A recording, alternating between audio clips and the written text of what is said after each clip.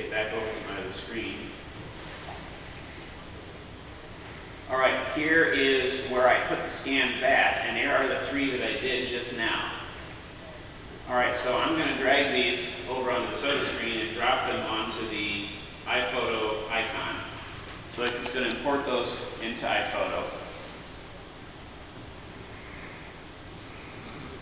Okay, now I have an untitled event, and I don't know how well you can see that up here, but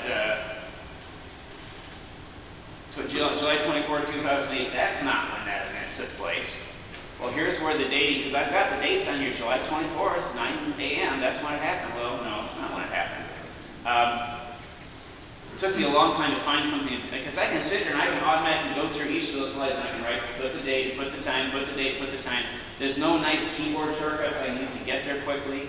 I did find an Apple script that I modified to work for me that is called, I call it iPhoto date from title. It's going to take those 3 slides, those 3 photos, and it's going to peel the date, pull the date out of the title, stick it in the date field and time field there, and it's going to leave it with just the title that you have at the end.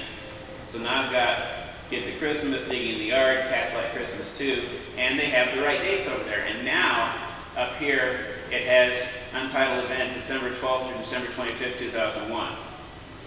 Now the place that I have yet to get fixed is every photo's got some EXIF information, and if you look at the EXIF information for these pictures, it's still going to have the wrong date on there. I've got to come up with a second script, or one that'll run with this, that'll also take the date stuff that iPhoto's using and stick it in the EXIF thing. And that has to do later with sharing this with somebody else. Right now, if I share this picture with the ways I'm going to tell you about, and somebody downloads it, it's going to have the date they downloaded it on there. It's not going to have, and there's no date information I've left on here. The thing's all gone.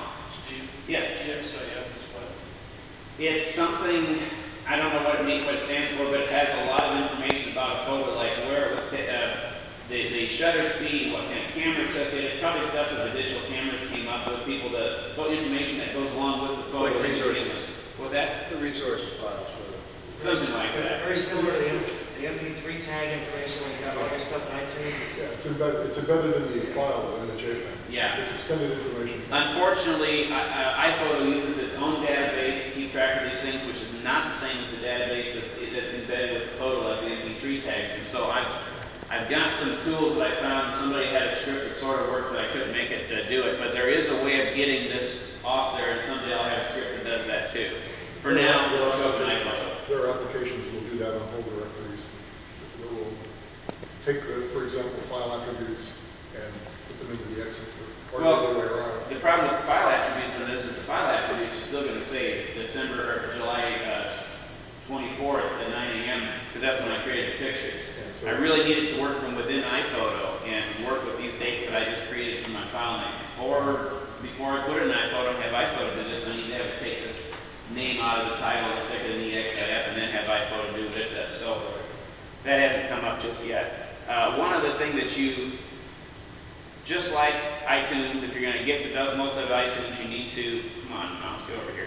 You need to set up your search methods and your keywords. And for keywords, there is a fantastic shareware plugin called Keyword Manager, which you can barely see on here. The problem with keywords on this right now is if I want to search by keywords, I'm going to pop this up and say I want to search by keywords. I've got so many keywords on here that they scroll off the top of this screen, and it's even worse if I'm on my regular screen. I can't see much past the B's or the C's on there. So Keyword Manager over here will let me take this photo with the cats. Okay, I'm calling it Ridges because that's our neighborhood. That's going to add 3 tags automatically there. The neighborhood we're in, the town, and the state, if I went for a sort of a kind of geotagging. And then the one cat is Sugar, and the other cat is Spice. And so now I have those tags, those keywords on there, and if I've got that set up with all my photos as I import them, if I want to find every picture of Spice, I just have to go over here to this Keyword Manager, type in Spice and click the check mark, and it'll show me those pictures with Spice. And if I want pictures with Spice and my daughter, It'll pick those out of the thousands of pictures I've got on here. So Will it it's also pick out your pictures of spices? no, unless I tag the spices with the keyword spice Yeah. for my cat, which would be dumb. But if I've done that, it'll pull out spices too. Yes. So you have to use some common sense when you're assigning your Oh, then I'm lost. tags. It's just the name of the cat. It's just a keyword that you apply to it. Steve, the keywords are associated with iPhoto. The keywords associated with iPhoto, they're not something that goes in the EXIF information. So if you export from iPhoto, does that data go away? I believe so. Now that's another thing that I think they're even terminal commands somebody came up with to let you do the whole stuffing into EXIF. But one of the things that people were discussing when I was looking for this thing talked about sticking the keywords into the comment section of the EXIF stuff. So you could potentially preserve your keywords by doing that too, which would be a reason perhaps to set your keywords up first and then redate the photos in here so that all that stuff gets put into the photo information.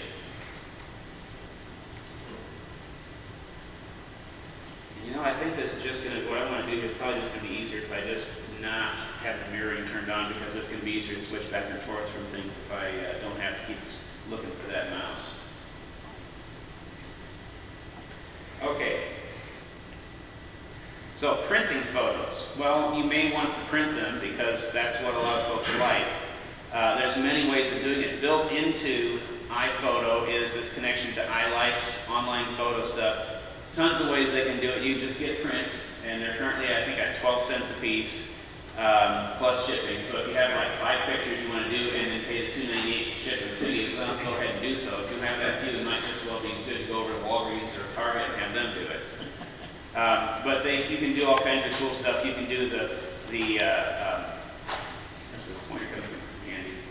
You can do 2 kinds of books. You can do the calendars. You can do cards. I'm thinking I'm going to make a calendar to give everybody this year that's got photos on it for our family and for my brother and sister and my dad, for our families we were growing up. Just something unique that they haven't had. Several kinds of all those things, and you can get those from directly connected through iPhoto and through through Mac, Apple Store online, and so on. Interestingly, they used Kodak Gallery as their printing engine.